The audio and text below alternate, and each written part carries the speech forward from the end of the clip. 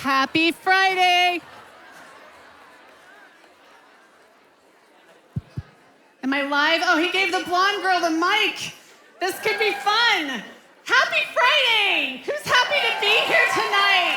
Oh my gosh, you look beautiful. Look at the woman next to you and say, you look beautiful. Yeah, say it louder. If you're out in the lobby, you look beautiful. You need to come in and join us because we're about to have a party. Are you ready? Who's excited? You gotta do better than that. Who's excited? Okay. Who came from work? Yeah, they're tired. Okay, listen, who got away from the kids for 2 hours? Yeah, let me hear it, let me hear it. Okay, who brought a friend? Who drove longer than an hour? Yeah, my mom is here. I love you, Mom. Thank you for coming. Hey, my name is Susan. I get to lead the women in the small groups here at Orchard Church, and I am so excited to have you here tonight. I have been asked this question, so I promised I would clarify. I do not own a cat. Does anybody know what that means? I got sick this week, and I posted a post on social media, on Facebook and on Instagram with a filter, and I wanted it to be obvious that I had a filter. So I used a filter of a cat licking my face, and I got more messages about the cat. I told one lady, it's a filter, and she said, that's an interesting name for a cat. So I'm sorry to confuse you, but I'm Susan. I lead the women's ministry here, and we are so happy to have you. We have old friends back, new friends back. We have some OG Orchard women here, and we are doing this because we want to bless you. We want to bless the community. We want you to come in. We want you to have a couple of hours of joy and laughter, some good snacks, and we have lots of snacks. There's not an intermission, so if you need more snacks, you have my permission to get up and interrupt the women next to you and get a snack. And if you need to bring a tray, you can bring a tray and you can pass that snack, okay?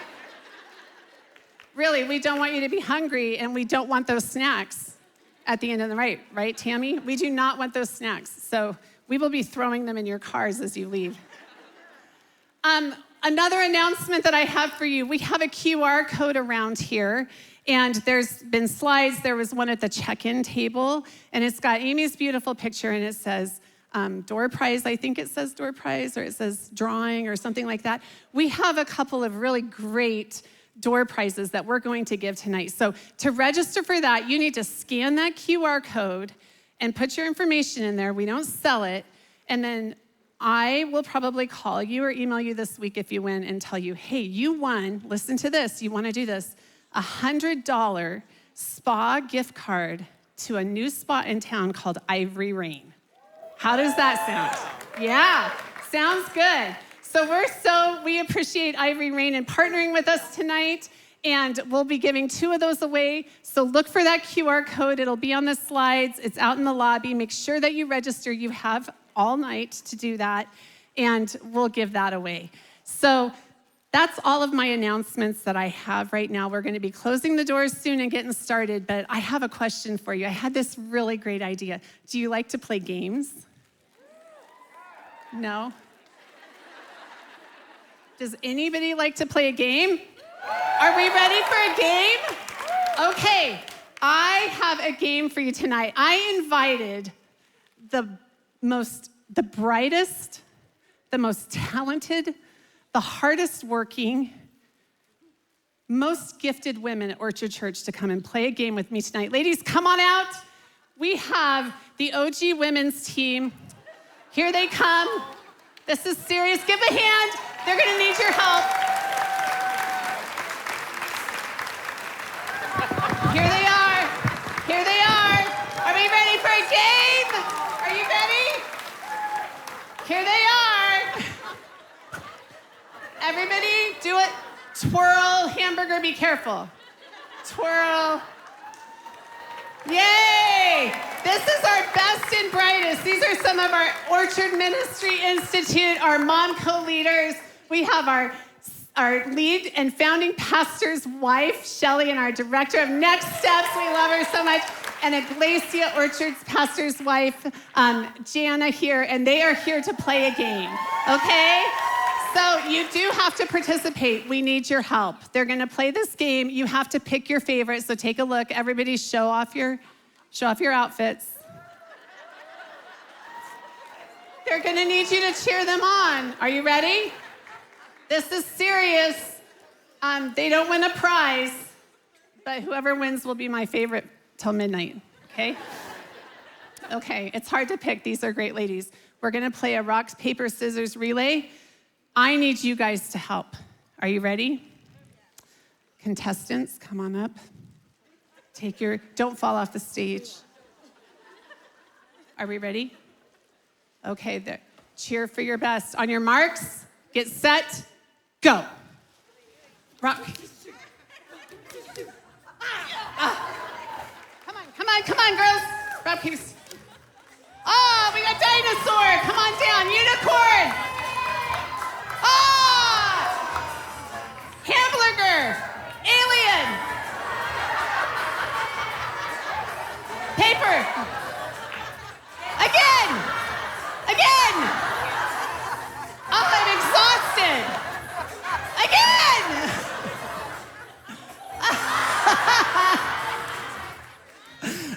Oh no! Oh yeah, you're out. Okay, I can't see around. Okay, come on.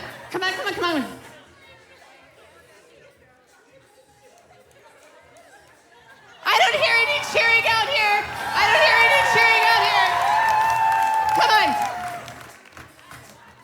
Come on. Oh, we got confused. It's okay. Ready? On your marks, set, go. Rock, paper, scissors, shoot. Ah, yeah! Stick! Come on! Let's hear it! Who's gonna win? Let's do it! Wow! We've got the peacock! Daisy, you're awesome! Give him a hand! Thank you so much. You can go. Thank you. We'll just do one round, unless you're up for more. No, okay, off we go. Thank you so much. Careful down the stairs. We actually do have spotters, professional spotters. Okay, well, that was fun. Anybody else follow that? Could you see? Maisie did awesome. Hey, a couple years ago, we were able to have Amy come and join us for an evening. Who was there last time we had Amy here? Yeah, it was such a good time. So most everybody has not met Amy yet. And I have been really excited to have Amy back at Orchard Church. And one of the things that I just love to share about Amy is that she's actually super smart, which you'll know this when she gets up here and starts talking. But she's an astronomer engineer, right? Not even close. She'll tell you. But she's also studying for her master's in theology. And she has a daughter named Rocket and a son named Moses. And I love that about her too. They are launching in young adults. And the thing that I love about Amy so much is that she's the kind of person that I would bring a friend to meet. And that's what we've done here tonight. So I hope that you'll give her a warm welcome, that you will enjoy your evening with her. And Amy, thank you so much for joining us here at Orchard Church tonight. I'm not gonna draw this out. Come on up. She does a much better job at this than I do. Hello. I know you're trying to talk till they had the keyboard set up here, right? Great job. For me. Good job. Thank you. That's what? What kind of engineering did you study? I have a degree in systems and industrial engineering, and I worked in aerospace. There you go. I knew it was something with rocket. For like 2 years. And then I moved to Hollywood. I've and that was started. never worked in aerospace. You've never worked in aerospace? I haven't. Well, you live in Denver. You probably do something else here, like work in skis, or I don't know. What do you all do here in Denver? I don't know. I do not ski. You don't even ski? No. Don't you have to do that here? No, and I'm a native. What do you do? Crochet? We go to Bronco games. We go to Bronco games. Wow. Yeah. I think your Broncos are doing really well, aren't they? They're still in the... Tomorrow, playoff game, 4:30 in Denver. Yeah. Oh, 2:30. Oh, wow. What do I know? They all knew. It was 4:30. I'm here from Seattle. Normally, I would just cheer for the team wherever I was, but I'm here from Seattle, and no, yeah. You got to root for the Broncos. I gotta cheer for the Seahawks for like another week, and then But tomorrow, are they playing tomorrow? I don't know, who do they play tomorrow? I don't know who they play. I put on a jersey and I cheer. Get off. You want to leave the stage? Yeah. You didn't think you were going to say I held you hostage? Hey, Susan, everybody. How about that? It's what? Tomorrow, Denver's playing the 49ers. No, the Seahawks are playing the 49ers. Oh, we can all hate them, right? Okay. Do we have 49er fans here? What are you even doing here? Oh my goodness. I actually lived in Denver for a little bit as a kid. I lived in Littleton for like 3 years when I was a kid. Yeah. The only thing I remember is King Soopers. That's the only thing I remember about Denver. And snow, and that's it. And I've been on the West Coast. Hey, thanks for having me back. This is really fun. It's fun to get to come back and see you all again. And but not that many of you were here last time. A lot of you are new. Oh, I could do all old jokes. Look, I don't even have to do new material tonight. And I wrote a whole new act for this show. And then I'm just kidding. No, but it's been 2 years since I was here, and lots has happened. Maybe has a lot happened to you in the last 2 years? Yeah, things change over time. So we have a lot to talk about. Just in the last week alone, we got a new food pyramid. Oh, we got some applause for the new. I don't know about you, it was kind of disorienting for me to know that there was a whole new food pyramid that, since I build all my menus and my life around the US guidelines on how I should be eating. I heard that, I ran right to the refrigerator, cleaned it out, threw everything away. Guess we're starting over. I didn't even make dinner for my kids last week. I said, I'm gonna have to adjust. It's gonna take me a little bit of time. I gotta study that pyramid for a while before I can. Have you seen the new pyramid? Okay, here's all they did. They turned it over, like they flipped it upside down. And at the top, there's just a giant steak. There's a steak at the top. And then a big hunk of cheese. You see it, right? A big hunk of cheese, a tall glass of milk. There's a few pieces of broccoli, and then it trickles down to pasta at the point at the bottom. That's the new food pyramid. Anytime they change something like that drastically, there's gonna be winners and there's gonna be losers. You know what I mean?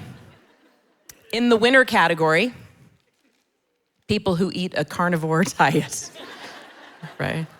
And I don't really want them to have a win. I don't know about you. I feel like those people are already hard to live with. They're gonna be insufferable now, right? I didn't think they could make keto any worse, but they found a way. They found a way to do it. In the loser category, obviously cows, right? So they're holding up a third of the pyramid right now. It's just all cow-related products. All that money they spent over there at Chick-fil-A trying to get us onto chicken all this time. This is setting cows back like 50 years. They're gonna have to go back and start over again. Also in the loser category, geometry. Because that's not a pyramid. It's a triangle. A pyramid is a three-dimensional shape. Triangle's flat. It's a triangle. Pyramid is wide at the bottom, pointy at the top. This is wide at the top, pointy at the bottom. You could call it a warning sign. You'd be closer if you called it a funnel or a dreidel, but it's not a pyramid. So while the USDA may have addressed some of the dietary issues of Americans, they may have exposed a greater problem. We can't do math. Speaking of people who can't do math, my daughter graduated from high school. How about that? Yeah, that's right. We were just as surprised as you. Could not even believe it. She graduated from an urban public high school. You guys are kind of out of the way, out of the city out here, so maybe you don't have those, but she went to an urban public high school, and they do not let you not graduate. You can try to drop out of high school, but there's somebody chasing you down with a diploma. You are not awarded a diploma, you are served. I'm gonna serve you. Her high school has a 98% graduation rate. I know. There's signs all over town now, 98%. All over town, they want everybody to know they have a 98% graduation rate. The math proficiency rate at that high school, 35%. English, 70%. Every kid's got a diploma. They can't read it, but they've got it. They've got it. Yeah, she graduated from high school. That happened since I was here last. And she turned 18, so she's like an adult now, right? She's an adult, and she can vote. She can vote. That's what happens when you turn 18. And do you know, do you vote by mail here? Yeah, okay, so we vote by mail, and they just get a ballot in the mail when they turn 18. They get a ballot. And I don't know if you know this, but it's the same ballot we get. Other things our kids, grow to be able to do, we make them practice first. Do you know what I mean? Like if you're gonna drive, you have to have a learner's permit for about 6 months. Somebody's gotta sit next to you in the driver's seat, in the passenger seat while you're driving before they let you just drive. Not with voting. You turn 18, you get a ballot, you're voting for the guy with the nuclear codes, just like that. Can't even believe it. That kid voted to raise my property taxes.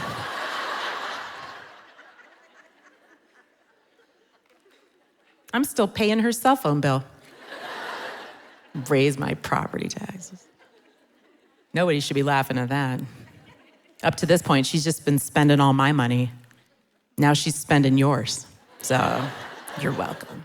You're welcome. She decided she wanted to go to college. Right? She wanted to go to college. So now you do that differently. You make that decision differently than maybe when you and I were going to college. You go on a tour, right? You got to use all your vacation days and all your frequent flyer miles. Travel all over the country, just looking at the desks in different cities. When I went to college, you had to make that decision blind. If you were lucky, you got a brochure in the mail. You opened that trifold up and you said, wow, those trees look nice. I'll spend the next 4 years there. Not her, we got a tour. We got to fly around the country. Got a tour campuses. And every college is the same, right? Is anybody doing that with your kid right now? You're doing campus tours? You've done it? How many college tours did you go on? 2, but with her dad, probably 5 or 6. So overall, she's done 6 or 8 college tours. And did you have to fly to some of them?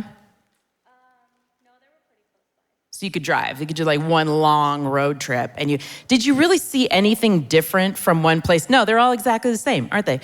I could describe a college tour for you, and it'd be like you were there, like you were putting on the virtual reality glasses and experiencing it right here, right? First you get there, they give you a t-shirt. Yeah? Yeah. Then you go sit in a room, right, where some adult makes a presentation, right? Yeah, okay. And then you get handed off to your tour guide, who is a college student at said college. His name is probably Jackson. With an X. Jackson's in the business program, and one day he's gonna be selling timeshares. That's what he is training for on the college tour. They take you around the college campus, right? And you always end up at the same place. You get free lunch in the college cafeteria. You fly all that way for free lunch in the college cafeteria. And we're at this college, the one that my daughter ultimately ended up at. And Jackson says, I don't know if you noticed in your brochure, But our college was actually ranked nationally for its cuisine.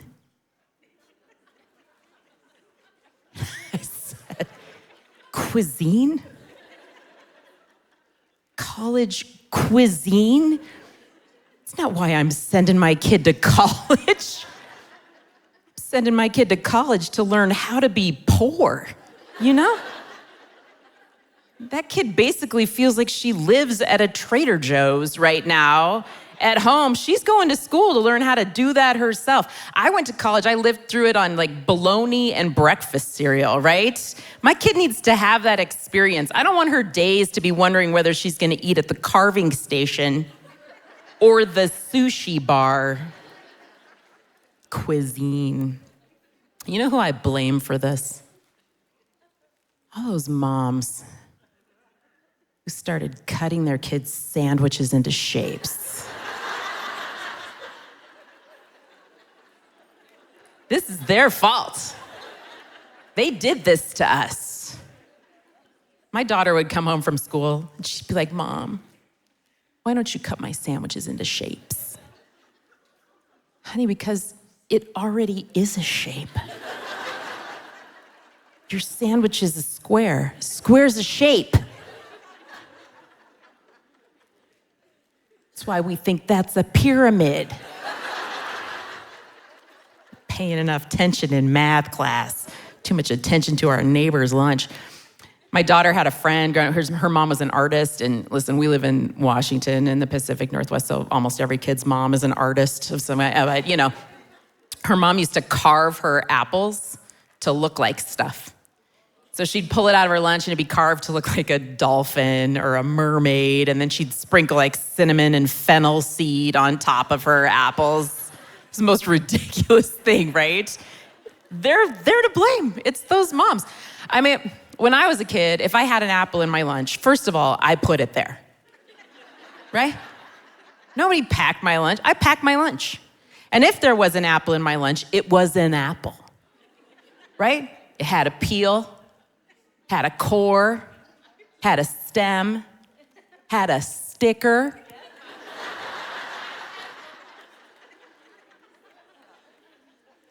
Probably had like a 1/4 inch of shellac that you had to gnaw through to get to the meat of that apple. But you ate it. You loved it. Carving their food into shapes. Ridiculous. Those moms. So you go on this tour, and they always first of all, the dining. They always want to show off the dining. And the next thing every school told us, everywhere we went, is they would say, notice what a diverse student body we have at our school. They want to highlight the diversity of the student body. And you look around, you think, listen, if I want my kid to experience diversity, I'm not sending them to a 4-year private institution. Do you know what I mean? I mean, the kids look a little bit different, but they're all on the same life trajectory. You know what I mean? They took the same classes in high school. They're at the same college. They're all the same age. They're headed to the same place. If you want your kid to experience diversity, send them to community college, right? There's all sorts of people there. My daughter had to take one class at community college her senior year of high school. That was like a scared straight scenario. She'd come home from school, I'd say, who'd you sit by today? She'd say, I don't know. Somebody's grandpa. Yeah. It's community college, isn't it? Yeah, you know, yeah. There's all kinds of people there. There's a bunch of 12-year-olds in her classes. Just 12-year-olds hanging out. I'm like, they're there to remind you, you're not always gonna be the smartest. You know what I mean? Somebody coming for your job later. There was like a prison release program where we live, and so this is where also the high school students and the people out on parole attend college, you know? And there was one woman who would always sit next to behind my daughter in class, and she came home one day and she's like, Mom, I'm pretty sure she's cheating off my work. I said, really? And she's like, yeah. She looks over my shoulder. I think she's cheating off my work. I'm gonna tell the professor. I said, oh, honey, I don't feel like this is the point in your life where you want to learn what happens to snitches. You know? give that a little bit more time. Give that a little bit more time. So she picked a college. You gotta go through the application process. You gotta write an admissions essay. And thanks to, social media and reality television, these kids all think in order to get accepted to things, they have to have some tragic backstory that they can relate so that they'll get in, They're just really digging for that. We've convinced them of that, I think, in this culture. So my daughter's working on her admissions essay, and she's like, Mom, what's the worst thing that's ever happened to me? I said, I don't know. You were pretty upset the week they canceled Hannah Montana. That was a bad week at our house. I don't know about you, but man, that was rough. She's like, Mom, I don't even know what to write. I have to have something good to write. And I said, you know what I hear? College is really like when kids write their admissions essays about something totally different. Like they go a different direction, something really creative. I said, what if, hear me out, what if you told them the truth? Up to this point, nothing bad has ever happened to you. You've lived a pretty good life so far. You are basically pitching a perfect game at life. And if they don't let you in, they're gonna ruin that perfect game. Do you really think you could live with yourself if you didn't? No, they let her into college. As my mom advice, I don't know. I have no idea what I'm doing. She's our oldest. We've never launched a kid before. I feel like at this point, I should have paid better attention to my friends who were doing it, like maybe if I would have watched, I would have had better advice. We don't know. We're totally winging it. We are just launching them like angry birds, like we're just putting them in those slingshots and letting them go. Or like, you're gonna knock something over, surely.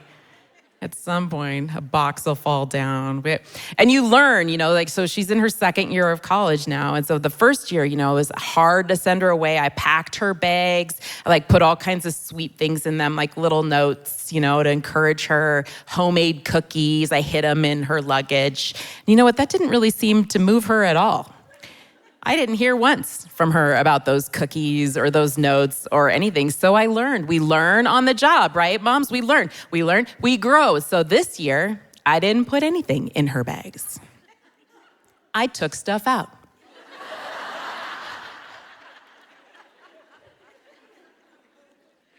She didn't call home when she got those homemade cookies, but she did when she found out she didn't have any shoes. Right? I heard from her then. We're helping her pick a major because we're paying for college. You know what I mean? I don't want it to be dumb. So I'm helping her pick a major. And I've always been of the mind, like if you major in something, it should also be a job, right? So if you have an engineering degree, you can be an engineer. If you have an education degree, you could be an educator.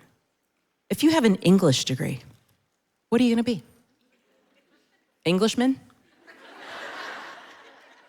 That's not a job. Pick something else, I also won't let her major in psychology, but for a totally different reason altogether. Because I think people who have a bachelor's in psychology make the worst friends. What is that, all of you? Every one of you has a bachelor's in... Hear me out. They are the people who can point out all of your issues, but can't prescribe any meds. Good. What good are they? I'm just kidding. I think it's really great that we're talking about mental health now so much more. Don't you think so? Isn't that wonderful? We are getting rid of the stigma. We're pulling the curtain back. We're having conversations. There's access to care. We all understand it a little bit better now. I love that. But I think sometimes with things like this, we can go a little too far. You know what I mean? I was on the airplane a few weeks ago, and there was a People magazine in the back of the chair in front of me. And I pulled it out, and I was flipping through it, and there was a mental health quiz in the People magazine that you could take to assess your mental health in the People magazine. I took it because I feel like that's the right, did I pass? Can you pass a mental health assessment? Is it a pass-fail situation with no, I took it. But I think that great, we should talk about it. But I have so many friends now who have a mental health diagnosis, and I'm pretty sure they didn't get it from a licensed professional. Do you know what I'm talking about? Like you hear it all the time from it's just my OCD. It's just my OCD. Just, really? I'm just supposed to take your word for that? It's just my OCD. Let me tell you what OCD is not. It's not putting stuff back where it goes.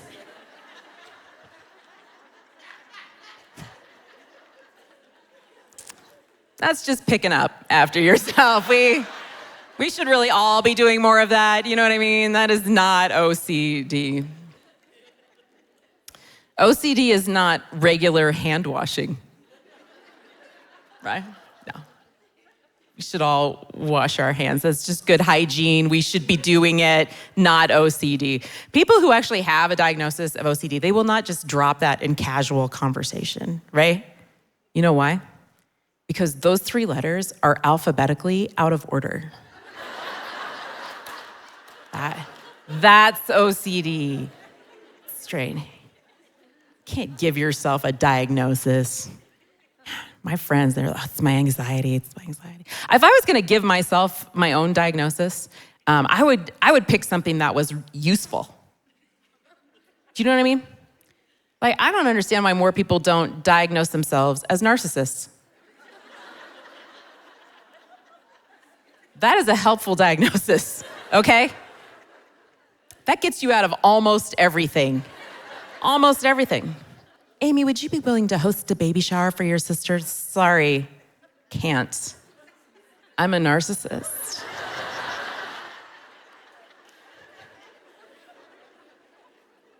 That would require me to focus on her too much for one day. That's not something I'm medically capable of. If you're not familiar with my diagnosis, you can read more in this People magazine. There you go. What else is new in my life? I am powerlifting at the gym now. Who's powerlifting? Are you guys powerlift? Shelly, you powerlift? Yeah. What are you benching? You do too? Yeah, because they all told us our bones were gonna disintegrate, right? And they're like, you gotta lift heavy stuff or they're gonna turn to powder and blow away. That's what they're telling us now as women, right? Why did you decide to start powerlifting? It tones everything, yeah. Yeah, what about you? Just to be stronger, what about you? How long have you been doing it? For a while, long time. Oh. So you hit a lot of PRs and stuff, yeah. PR Day's coming up at our gym. It's very exciting, isn't it? Yeah, that's always exciting to cheer for each other. They have a WhatsApp, they talk to each other, and it's a whole community of people, the powerlifting community.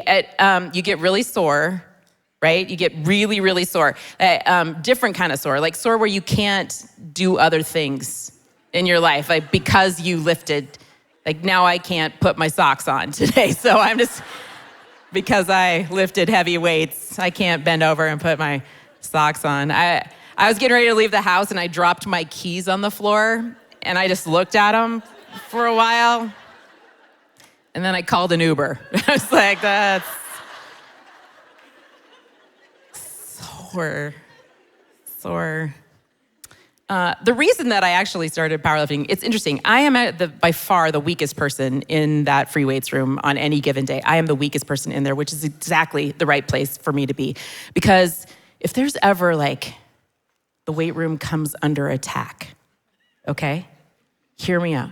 Somebody, a bad person, is able to somehow breach the impenetrable wall of security that is the YMCA reception desk. And they make it into the free weight room with whatever, their nunchucks, whatever it is that they brought in there. literally everyone in that room is running toward the danger. Do you know what I mean? Like, they're gonna take care of it. Nobody's gonna be surprised that I'm cowering in the back behind all of them.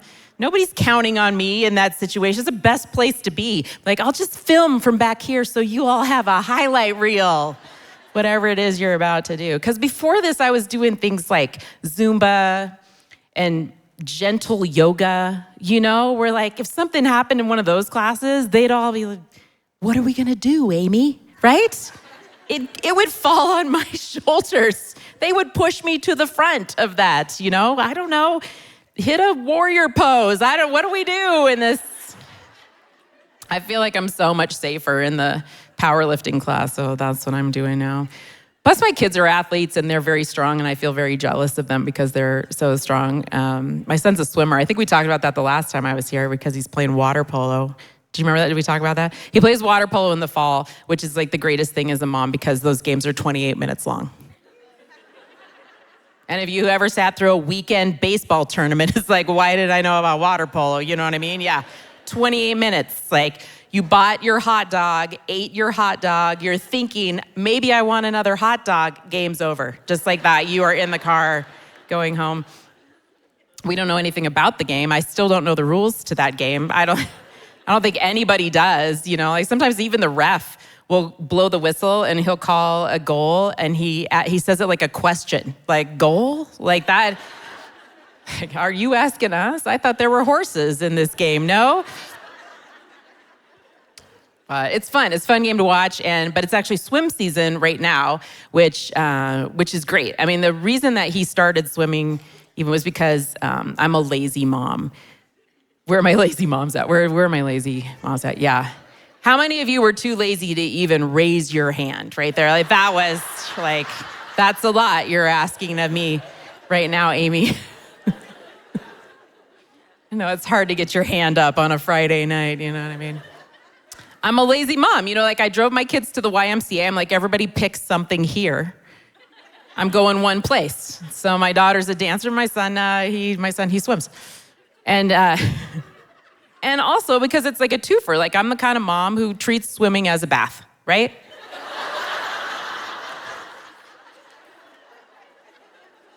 It counts. That counts. I watch these moms pull their kids out of the pool, stick them in the shower, and I think, that's redundant. You know what I mean? That didn't come off in the pool. Like, that's just how they're gonna look. You know what I mean? Like, you gotta take that up with their maker. There's a mom at the Y, she used to give me such a hard time. She'd be like, Amy, you gotta rinse that chlorine off. You gotta rinse it off your kids. Why? Why do we rinse that off of them? Chlorine kills everything. Why would I rinse that off of my kid? Taking them to the pool is like giving them a full body dip in a giant vat of hand sanitizer. It's like, that's better than a flu shot right there, you know what I mean? It's like the chemical equivalent of the giant plastic bubble around your kid. After we go swimming, I'll let my kids touch anything after that. You gotta be out at a public restroom. I'm like, go ahead, fish that quarter out of there. You've been swimming. You're good, go ahead. It's also, sports are really expensive, right? And they're just getting more and more expensive. You gotta buy all kinds of stuff for your kids. You gotta travel, so you gotta play year-round, you gotta pay coaches. And to me, like, the final straw was when I found out that my kid could not wear the same pair of shoes to play indoor and outdoor soccer. You need a different pair of shoes to kick a soccer ball inside than the one you kick it with outside. Nope, that's where we're done. I said, listen, you need to find a sport that you can play barefoot. That's where we're at. I'm not buying shoes anymore. We're done. As a matter of fact, pick a sport you don't have to wear anything. That's what I already gave you, some you can't grow out of, you know what I mean? Like, that's what you're gonna wear. So, the kid wears a Speedo, so that's the extent of my investment in his swim career is a Speedo. Other moms are always worried about their kids growing out of their uniforms, having to replace their equipment. I'm just worried about accidentally throwing his away. Like caught up in a towel or something, ends up in the trash. He was actually rinsing it out in the sink one time and lost it down the garbage disposal. That's how small that is. His Speedo. It's cheap. It's cheap sport. I don't know, why are we spending all our money on our sport? It is expensive to watch your kids lose every weekend. You know what I mean? Save some money, put them in swim. Listen, I come by it honest. It's how I grew up. Right? This is how I grew up. I used to do so many jokes about growing up poor, a lot of jokes about growing up poor. But now that I'm an adult and I am the executor of my parents' estate, I have come to find out that they are actually loaded. They have so much money. They've got a lot of money. It wasn't that they didn't have the money, they just didn't spend it on us, right? We did not grow up poor, we grew up cheap. And there's a lot of crossover in those two experiences. Some of you know what that was like. They didn't spend money on anything, nothing at all. They always blamed their parents who grew up during the Depression, like 2 generations back, they're to blame for our parents living so frugally. But my parents, I had 2 college-educated parents that both had very successful professional careers. And we used to just take them at their word when they said stuff to us like, oh, we can't afford grapes. They're not in season. Oh, why do they even put those out at the grocery store right now? Is it just to taunt us? They fake grapes just so we could see where they'll be when they come back in season next year? Grapes. So expensive. The thing I probably heard my mom say the most often growing up was, there's food at home. Right? There's food at home. It did not matter where we were. There's food at home. We could be out of state.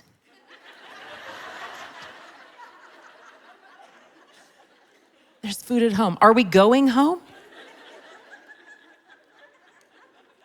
No, but I already bought food and I'm not buying more. They had a hard and fast rule about that. Like, you don't ever pay for things twice, right? Which is why we never stayed at hotels. Because in their mind, they had already purchased beds for us. If we stayed at a hotel, that would mean they were paying again for a bed. So if we went on vacation, we went camping, right? We camped, that's what we did. And it wasn't fancy camping. We didn't have like a trailer or motorhome or anything. We had a tent, and we didn't have cots or blow up mattresses. We had sleeping bags on top of canvas, on top of dirt, right? And those sleeping bags were probably like at some point a Christmas present also, like 2 birds, 1 stone. And I remember once, I think it was like a Memorial Day weekend, and we're out camping and I'm roasting a hot dog over a campfire thinking, are we on vacation? Or are we homeless? 'Cause that's,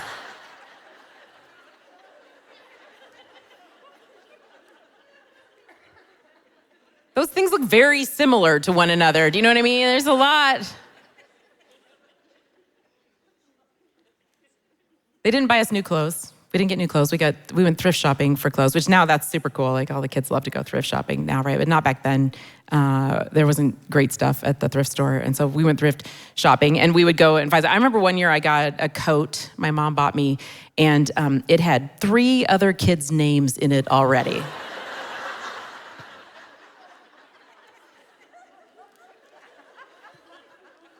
Each one just had a line through it to make room for the next one, and a line through it. There wasn't any more room on the tag for my name. So for the rest of the year, I just had to remember my coat was Brian. I really wonder what Brian's up to now. Sometimes people think that I'm exaggerating when I tell these people. I am not This is like, there are more where that came from. I have an older sister, a younger brother. All 3 of us were born in the month of August. 1 month, same month. This is how cheap my parents are. They had us all in the same month.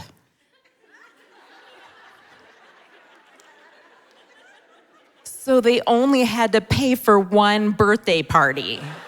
Yeah. Well, every year, same thing. There's one cake.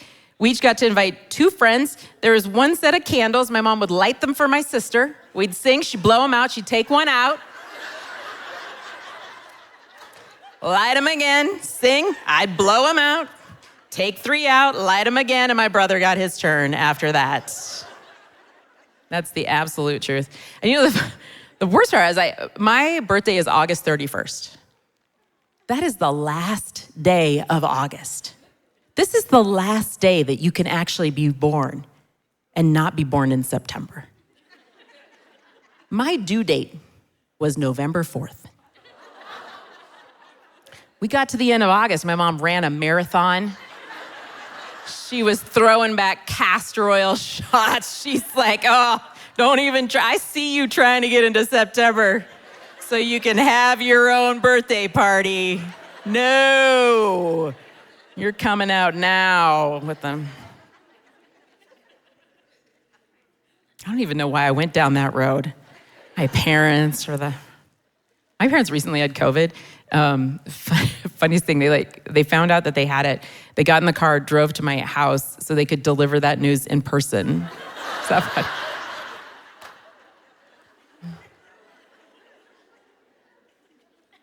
Yeah, my dad says that's not what happened, but that's exactly what happened. So if he were here, I probably wouldn't tell that story because I'd end up in an argument with him from the back. This is exactly what happened. He got in the car and he drove. Yeah.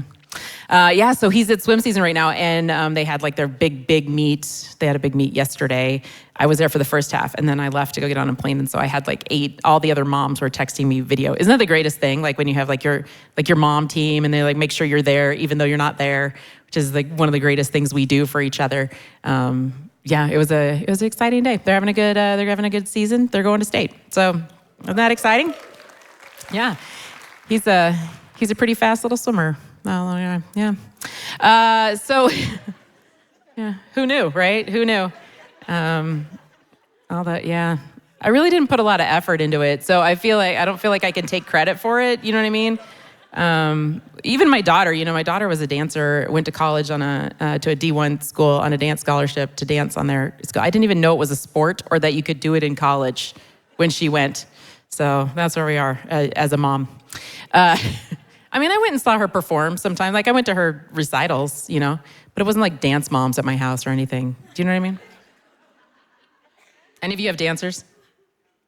Do you have a dancer? How old is your dancer? Oh, you were a dancer. Okay. And now you teach dance. Those moms are crazy. Do you understand now why I stay away? Yeah. Were you a crazy dance mom? Oh, yeah, you distracted yourself with teaching, so you didn't have the opportunity to be a crazy dance mom. I get that. Yeah, how do you deal with the dance moms?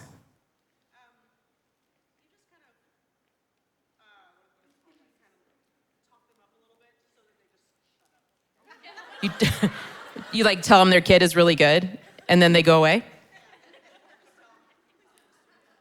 Oh, you tell them to please leave the studio?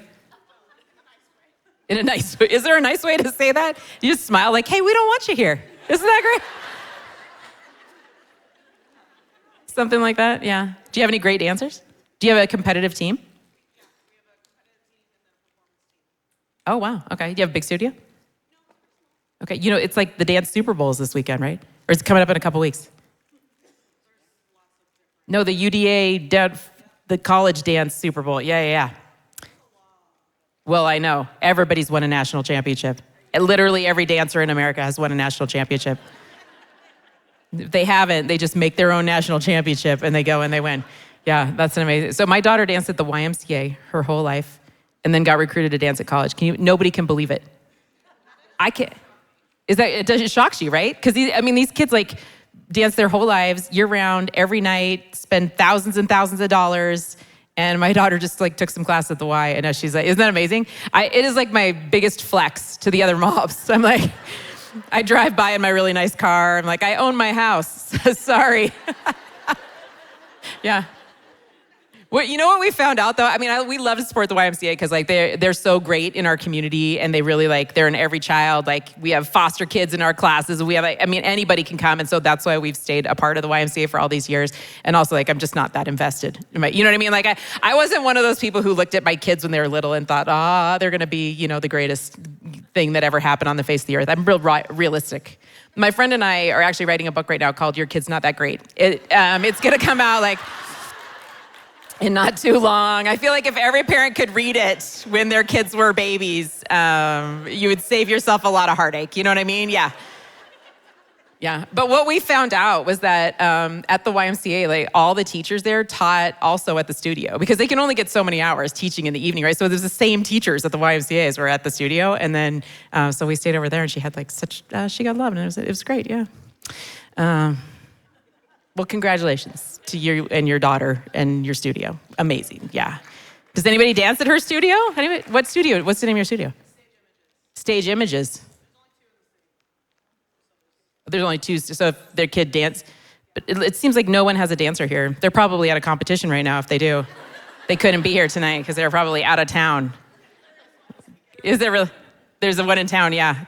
Yeah, that's where every dance mom spends all of their weekends is doing that, yeah. We actually, my kids we live in the Pacific Northwest up there, and we moved there from Los Angeles so the kids could be near family, because that's really important, for kids to know what they're related to. Do you know what I mean? Don't you think that's important? That's really important for your kids to know that. Lest they develop a more high opinion of themselves than they ought. You gotta shake that family tree, let the nuts fall around, that keeps those kids humble. And my family, both sides, my family lives forever. They're very, very old. So there's lots of generations, and my kids got to grow up knowing all of them, which I just think is so much fun. Their life has been rich from knowing all of these generations of their family. My grandpa just recently passed away. He was 96 years old. Isn't that amazing? 96 years old. Yeah. You can clap. That's hard to make it to 96. I mean, every day up there, we were every day, Grandpa, you made it. Wait. Yep, you made it. And I think his goal before he left the earth was to replace every part of his body with a metal alloy. That's what he was trying to do. So he had pins and screws all over the place, And it wasn't enough for him to just tell you they were in there. He had to prove it to you. Right? So you go see him and you have a metal plate in his arm. You're like, don't believe me? Punch it. Punch my arm. He fell down and broke his leg, and they had to put a titanium rod in his leg. He was so happy about that. It was like Christmas Day for Grandpa. He thought he was part of the space program. Now that he had titanium inside, it was the greatest thing. We went over to visit him. He's like, look at that leg. That's titanium. Don't believe me? Back the car up. Come on.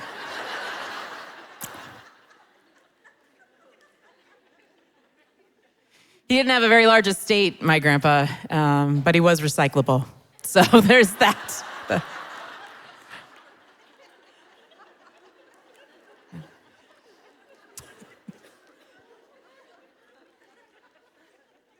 Yeah.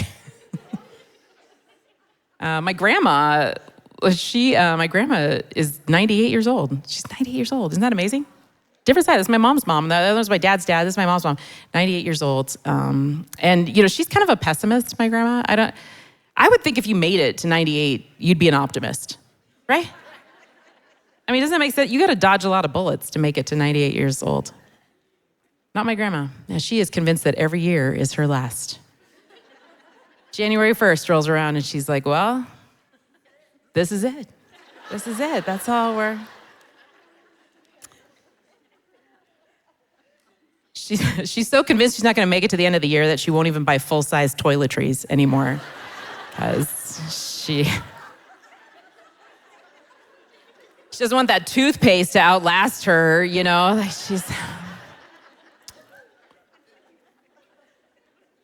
Everything in her cupboard is 3 ounces or less. She's just shopping in the travel section at the drugstore.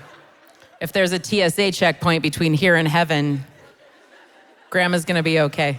She's gonna make it through. Grandma's gonna get there. Most of the reason we moved there, my parents are there in the Pacific Northwest. They live there, and they're really helpful. You know, when the kids were little, man, it was the biggest blessing to us to have my parents there to babysit. Because grandparents are different. You know what I mean? Like anybody else, you got to pay them to do that, and say thank you. You know what I mean? But my grandparents, you hand them over, and they thank you. You know, for well, if you're good, we'll bring them again. You know.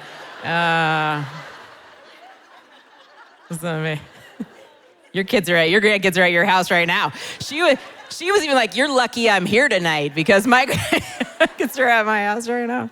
Yeah, no, they're great. My parents have been married for 57 years. Isn't that amazing? So proud of them. I'm so proud of them. That's really hard to do. They're doing it though. I don't know how. They're doing it.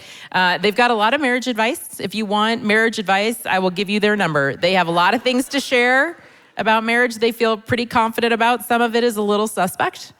I don't know that I would put it into practice in my own life or relationships, but they seem to think it's working for them. This last year, their anniversary, my mom said, Amy, you want to know what our secret is? Every year for our anniversary, I like to drive your dad through the low-income housing projects.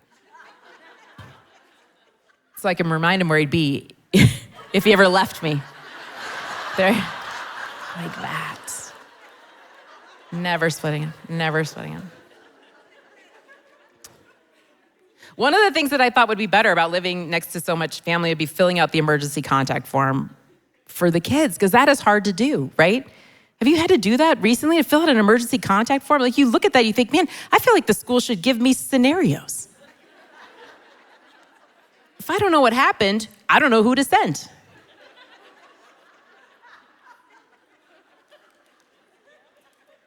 Does she need an attorney? Is that whose number I should put?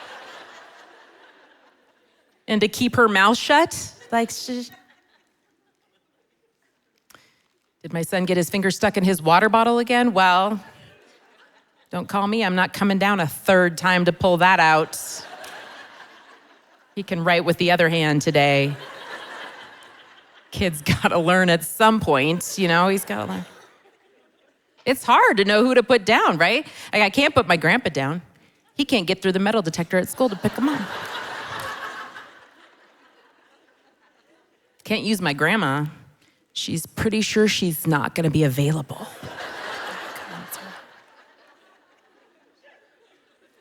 School won't let me use my mom because she was my emergency contact. They called her 3 times to pick up a kid, and she didn't want to miss the program that she was watching.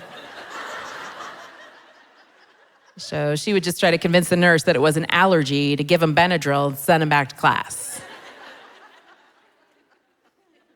I think you should just be able to put anybody you want down as your emergency contact. You know what I mean?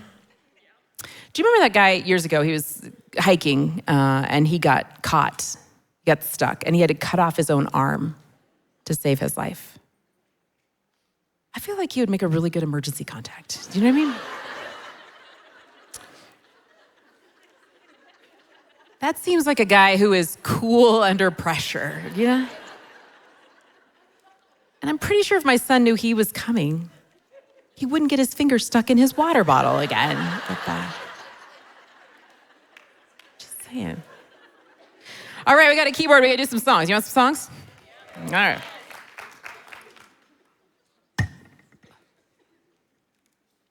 I brought a piece of paper because I watched back the video from the last time I was here, and I wrote down all the songs I did last time to make sure I didn't do them again this time. Isn't that wonderful?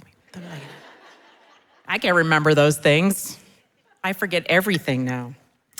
All right, we was talking about the kids tonight. I'll play a song that I wrote a while ago for my daughter, because you know how much you love your kids, you know, especially you think about it a lot more when they go off to school. And it can be really hard to express to your kids just how much you love them.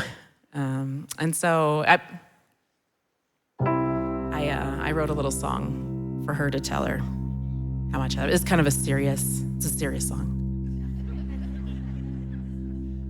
So just, you know, I like to tell you that because then, you know, like if you feel like you want to laugh at some point, that might hurt my feelings. So, okay.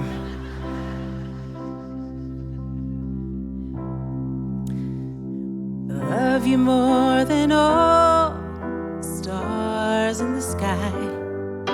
I love you more than the river deep, the mountains high. I love you more than all the sand on the seashore. There are many lovely things. I love you more. I love you more than summer, the sunshine and the sea.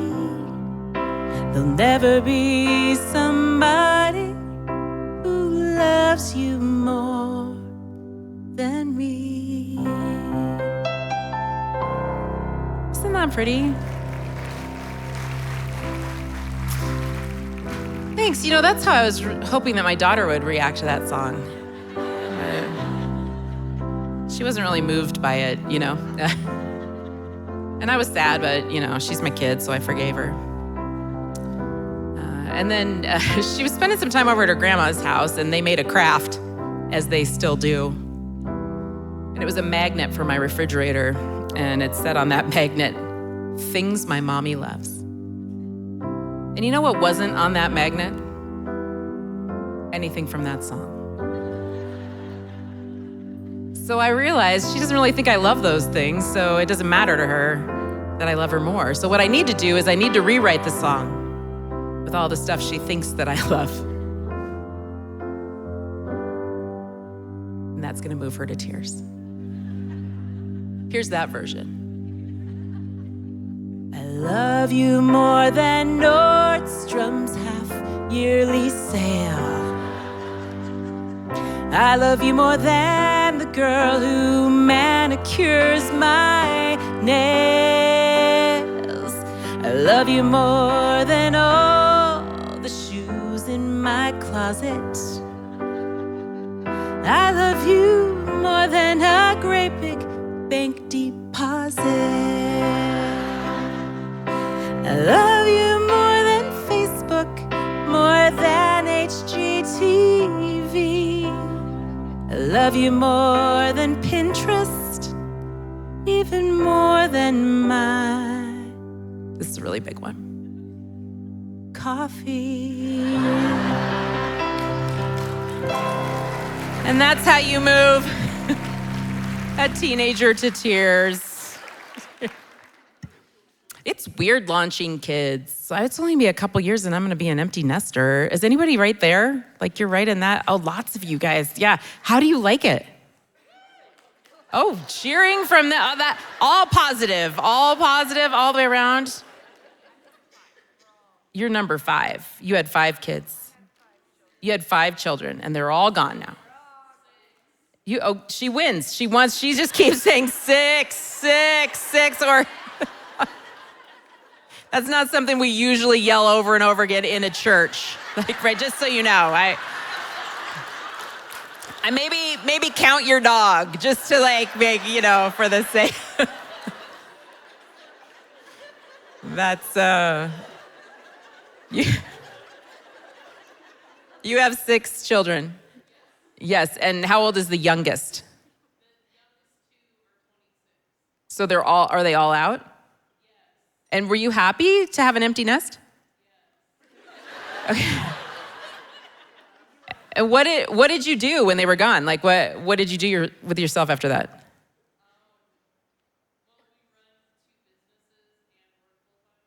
You run 2 businesses and work full time. See, this is the thing. Like all my friends, you know, we're getting this stage of life and our kids are starting to grow up and move out. And they're like asking that question, like, what's next? And I think, what's next? We're done, right? Isn't that the end? Like there has to be something, but they're all talking about like starting a business or going back to school or whatever, you know? And I'm like, but ladies, we have been cutting crust off sandwiches for the last 20 years. Like, we're not qualified for jobs, you know, right? Did you hear this? Oh, this is the most amazing story. If you haven't heard this yet, go look it up. But there were a bunch of moms in California. Has anybody heard this story yet? A bunch of moms in California, their kids grew up, went away to school, and they had some time on their hands, so they formed a club, and they solved a murder. They like got a cold case file, and they just started investigating, and they solved a murder. Yeah, I think they're gonna make a movie. I don't know, but it's this group of like 5 moms in Los. And I think, what a perfect use of our gifts, right? I mean, we have been like GPS tracking kids. We've been stalking all the people in their lives. We could hunt down every girl they ever changed messages with. You know what I mean? Like we are prepared for that kind of work. So if anybody wants to start a club, I am looking for some friends. We're gonna go find a cold case file. I actually did, I saw that and I just went on, AI and I'm like, can you just go get a cold case file? Like, can I go down to the police officer and say, 1 murder, please? Can I just take it with me and we'll go? Be amazing, right? I don't have time for a book club. To solve a crime. Amazing. Who's got a baby? Where's our moms? Like, you got the young kids. Yeah. You have a baby? How old? She's 4 months.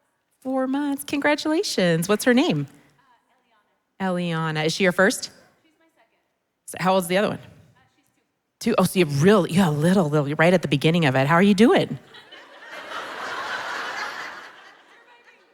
I'm sorry that they all cheered for when their kids left home. I'm sorry about that.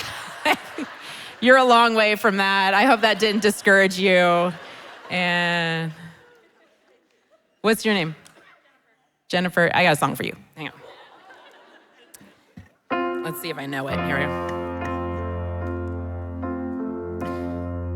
When I was young, before my daughter and my son, when making lunch was just for one, those days are gone. A moment alone, won't see it till the kids are grown. And when you think you're on your own, someone moves home.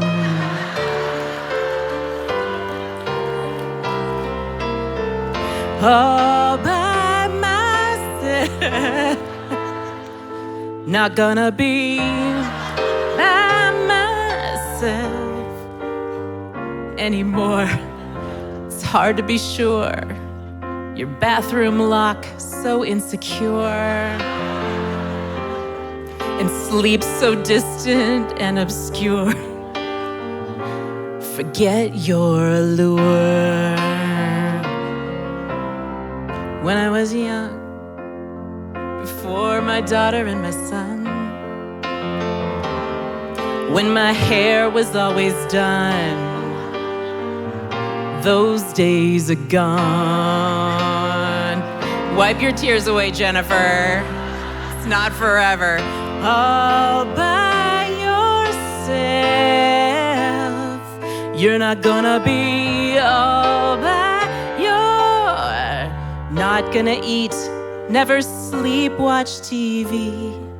Can't go pee by yourself anymore.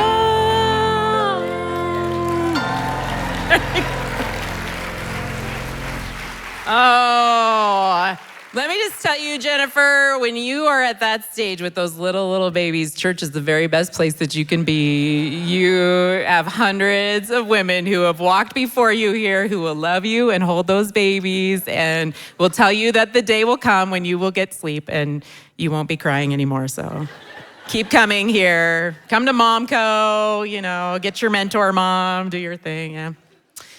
Okay, so the last time we were here, apparently, I made a joke about how I started singing in my first Comedy Central show that I ever did, and how I recorded a song on that show about dating a guy who had leprosy, and they cut it off the end of my set because they said it was too dark for the set. And so I decided I would just do it at churches and stuff, right? And then... And that's where it ended. I stopped there, and then I played another song. And a lot of you felt like really ripped off that you did not actually get that song at the show.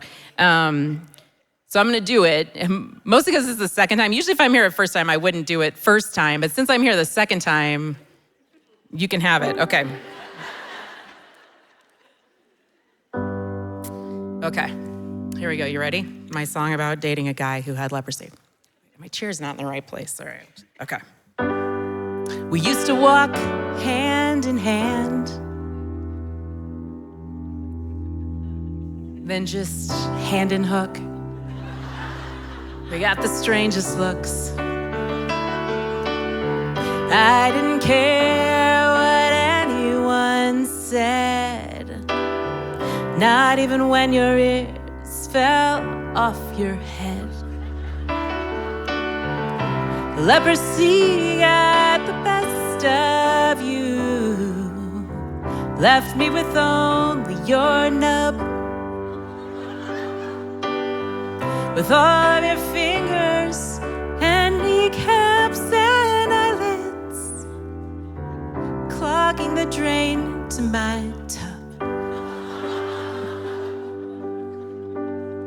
Wait, there's so much more. Hang on.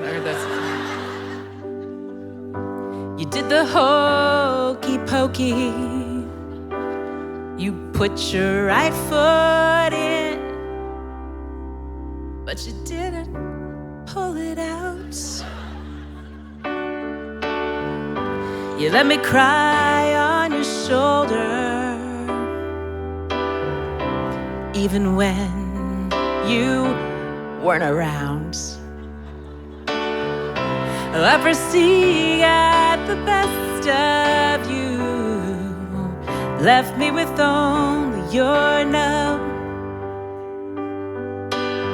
Without any elbows or ankles or earlobes, there's not much of you left to love.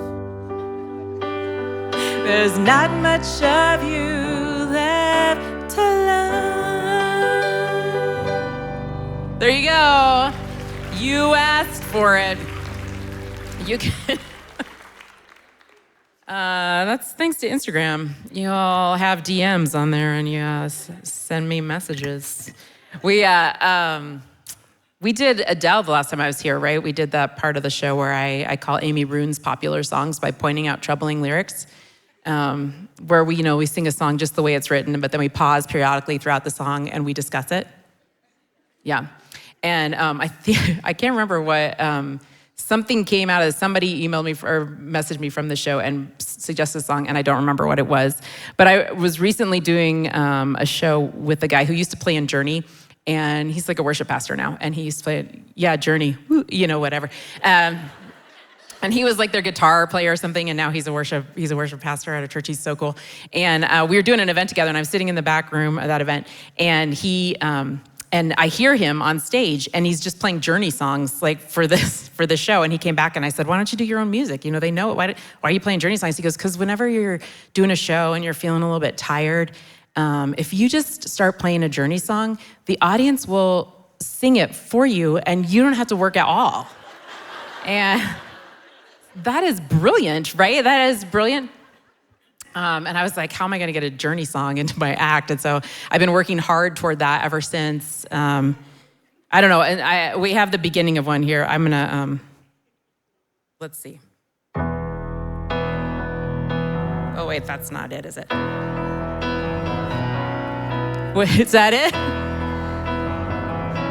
I don't even know how to play the song. Maybe I need to move my chair down this way. Right? You were just going to sing it for me, weren't you? We're not going to be able to do it, I'm sorry. I'm going to do something else. All right. But that would have been fun if you were going to do the show for me and I didn't have to do it. I didn't have to do it at all. I'll do the song that didn't cut out of my Comedy Central set because it was totally cool with Comedy Central. And I always thought this was really funny that this is a love song that I wrote that was based on a country song that someone else sang. And I thought it was such a bad song. I thought I've got to do a take on this song. And here's how I do it. I would ask the audience, like, how many of you have a significant other? Yeah, okay. How many of you look at them and know you could have done better?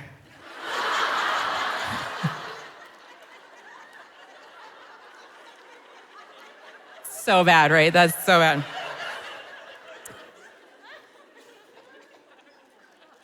Okay, this song is for you. Okay. Your pastor's wife did not raise her hand. I will testify to that.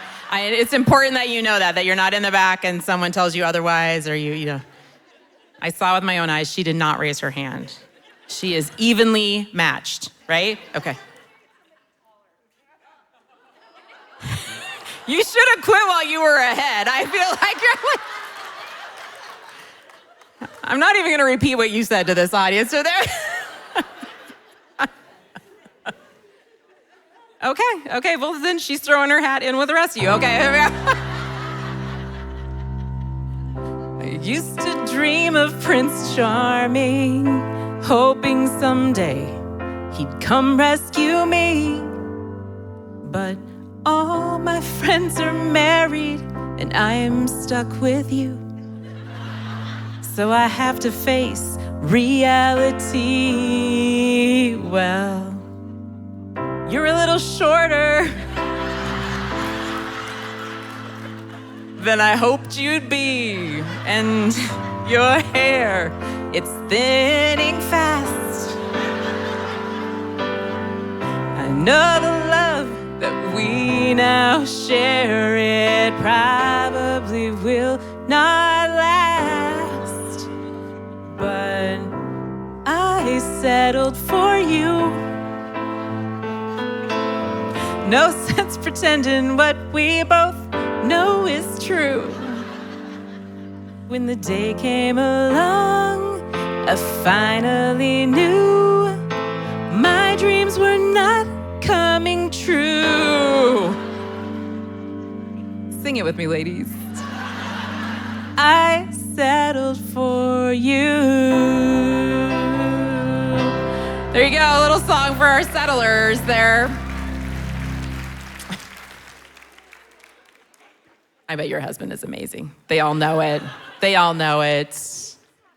He's just not tall, okay, right? He's like, he checks every other box, but she was just looking really hard for one thing that she could point out, and that was it. That was the only thing. Everything else is perfect, as we would all say about our husbands right now.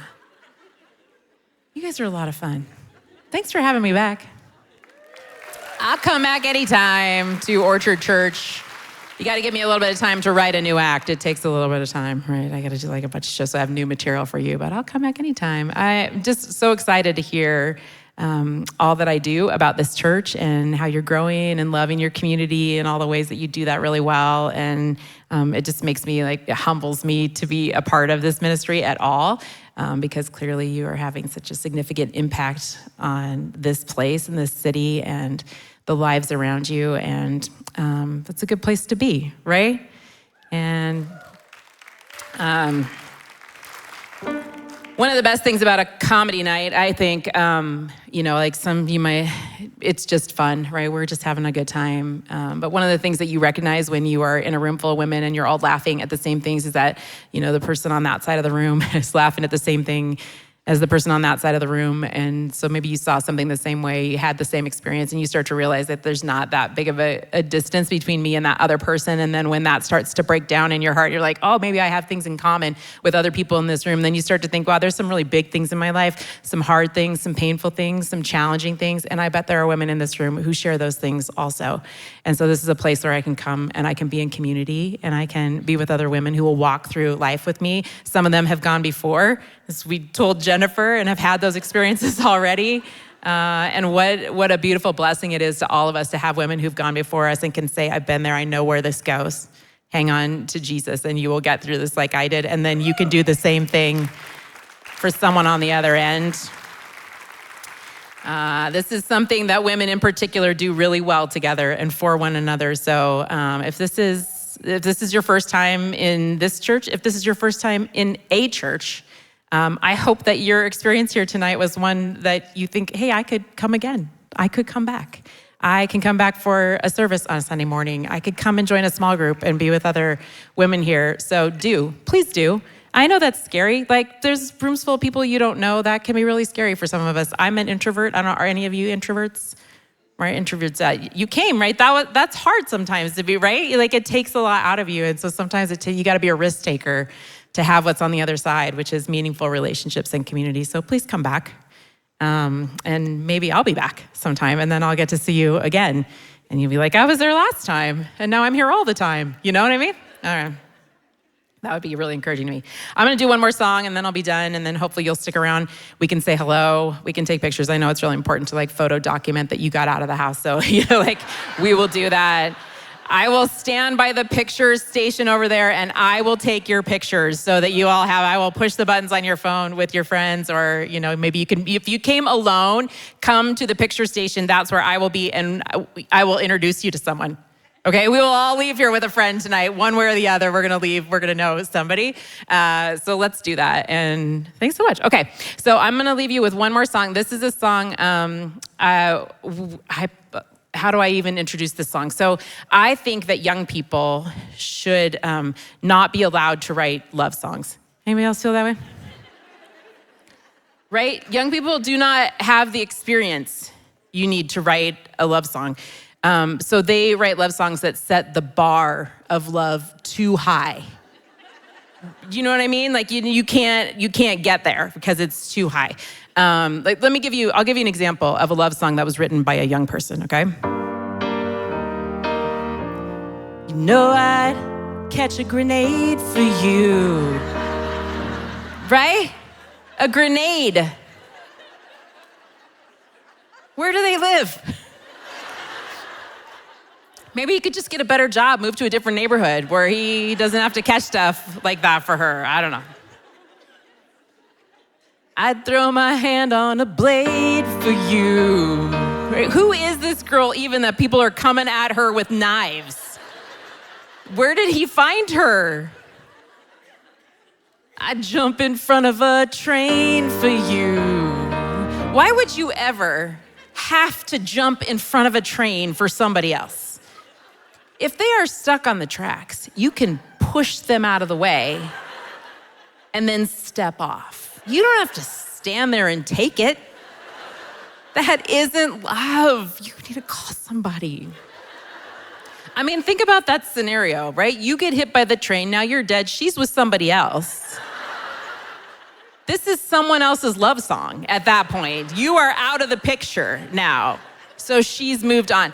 I mean, I think he is young when he wrote this song. I want to give him the benefit of the doubt. He could have been talking about like a Thomas train, right?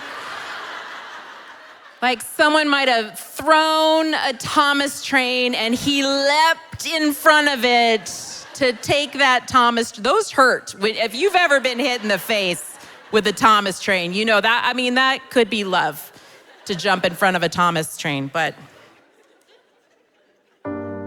let's see, there was a grenade and the blade and the train and you know I'd do anything for you.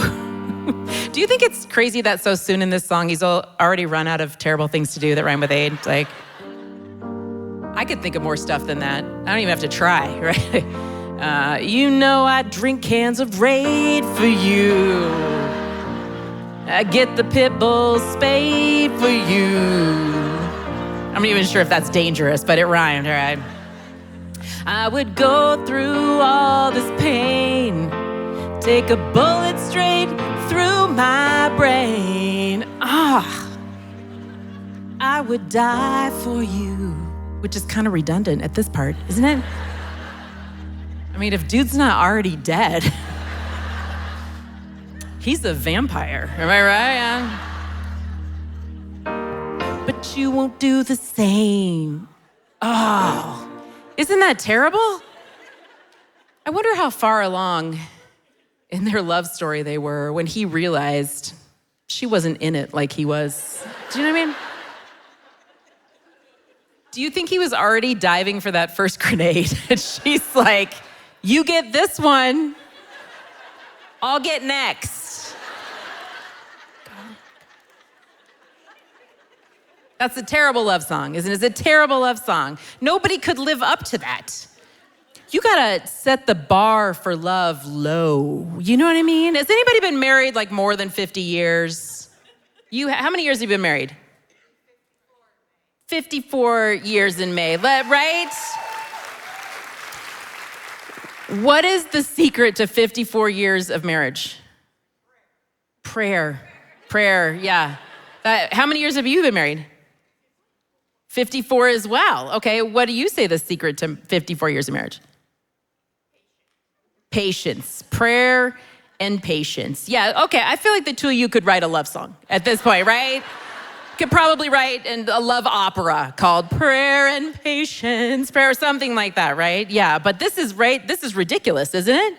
Nobody can live, right? These young people, what are they doing?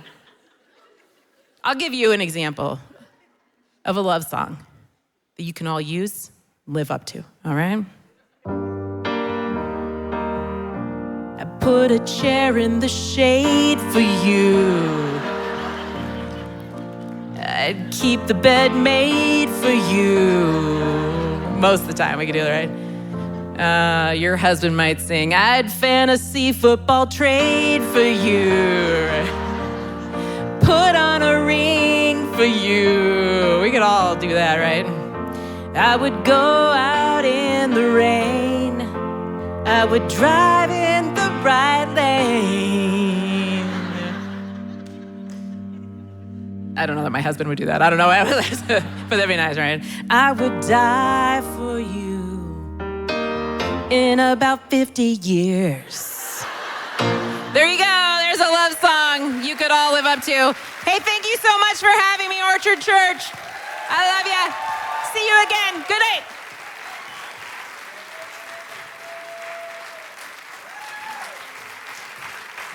Was that a fun night? Was that fun? We love you, Amy. One of the things that I love about Amy is that she really understands our heart here at Orchard Church for two things, for Jesus and this community. We're crazy about Jesus here. We just are. And we are crazy about this community. We don't think it's a mistake that God put Orchard Church right here, and we don't think it's a mistake that you came here tonight. And we really hope that if you don't have a church home, if you don't have a place to go on Sunday, that you'll come and you will join us on Sunday morning. Because if you think this was fun, just wait. Any Orchard women here? How are Sundays? How are Sundays? Yeah, they're great. They're great. We have a great time. The other thing that is really important to us is connection. And you know, in this day and age, connection is something you have to be really intentional about. Would you agree with that? And I'm about to ask you to leave by 9. But we all get that, right? You get that. I just turned 51. 9 o'clock. Anyway. But connection is so important because you know why? Because when we connect with each other and we connect with God, with Jesus, then we grow. And if you're still here, there's still room to grow. That's the cool thing about life. And so we would love to help you connect here at Orchard Church. That's one of the things that I get to do on Sundays. And I love that because it's a drum that I beat every day of my life. I have been so blessed by the connections that God has given me in my life. I told you my mama drove here tonight, and she's been intentional my whole life to make sure that I knew to connect with the people around me. And so I just really want to encourage you tonight. We would love to connect with you on Sunday. I will be here. A lot of these other ladies will be here, and you have a place. If you come alone, somebody will sit with you, and you can instant message me. I'm the one with the cat on Instagram. I'll meet you at the door. We would love to have you. You're welcome here, just as you are. You don't even have to fix your hair. You don't. You can just come however you want to. We have donuts, we have coffee, but we have meaningful connections. We do all the fun stuff, but it really is about meaningful connections. And speaking of meaningful, that word, we are starting small groups here really soon, and there's just magic about small groups of people, small groups of women. And I would encourage you, we have an app that you can download. You can tap the dot in front of you if you'd like to know. We're going to be registering for small groups, and we're registering leaders now too. So if you are an Orchard woman and you think, you know what, I'm going to take that step and invite some other women before 9 p.m. to come to my house and connect with me, I would love to have you do that, and I would love to help you do that. And then the other thing that I wanted to remind you of tonight is that we connected with a community partner, a business here in Brighton, Ivory Rain. Are you here? Yay, we love you. We're so glad you came. And they are sponsoring our gift prize tonight. So I think I don't know if he can put that. Oh, my jeans are cute. Did you see these? Whew. But anyway, go on there. Good choice, huh? Fill out that QR code. We all need a spa day, and I hear they're like gussying up that spa, and it's just such a great place. My hair lady works there. Yeah. So, those are my announcements for tonight. I just want to thank you with my whole heart. Oh, there's one more thing I have to say. So I invited all of these amazing women up here in these costumes, and I said they were the best and brightest. And then I was sitting there, and I thought, that's not all of them. There are so many amazing women leaders here at Orchard Church on staff, but so many amazing volunteers, and many, many, many of them are here tonight. And I just want you to know, as your friend, I love you. And I thank you so much for giving a few minutes of your day and for giving your whole heart to your leadership roles. And thank you for coming, especially, women that are here a lot. There's some of us that are here a lot, and they still came to sit here and to cheer this on. And it's just really special to me. So I felt like I had to clear that up. Everybody's my favorite, basically. So, but also on that line, I just want to thank our volunteers. Can you help me do that? We had so many amazing volunteers tonight.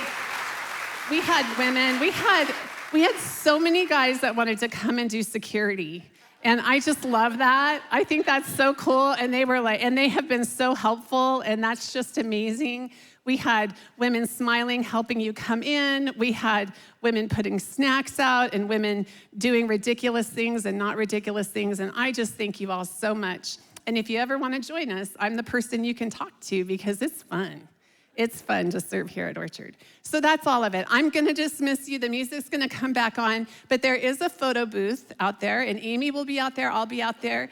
Some other of us from staff will be out there if you have any questions. But there's a lot of snacks still out there, and you have until 8:59 to eat as many snacks as you can possibly eat.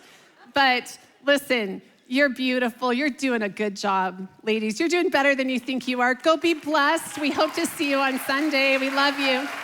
Get home safe.